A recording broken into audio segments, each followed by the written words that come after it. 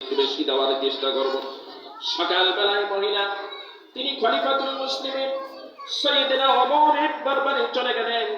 এ দূর থেকে দেখলেন গতকাল রাত্রে যেই ব্যক্তি তাঁবুর ভিতর ছিল, আমাদেরকে রুটি নিয়ে আটা ময়দা নিয়ে তরি তরকারি এনে আমাদেরকে খাবারের ব্যবস্থা করেছেন, এই যে সেই লোক। আল্লাহু আকবার। মহিলা এসে বলছে, বাবারে তোমাকে আমি চিনতে পারি নাই রাত্রে ওই আচরণে, হয়তো বেয়াদবি হয়েছে, কথাবার্তায় যদি কষ্ট পেয়ে থাকো আমাকে মাফ করে দিও।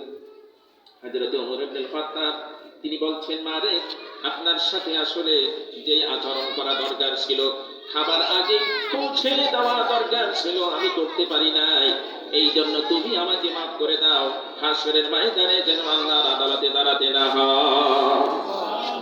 এই হলেন ওমর ইবনে খাত্তাব খলিফাতুল মুসলিমিন, এবং ভাবে তিনি রাষ্ট্র পরিচালনা করেছিলেন। আল্লাহু আকবার। তাড়াতাড়ি শেষ করা লাগবে।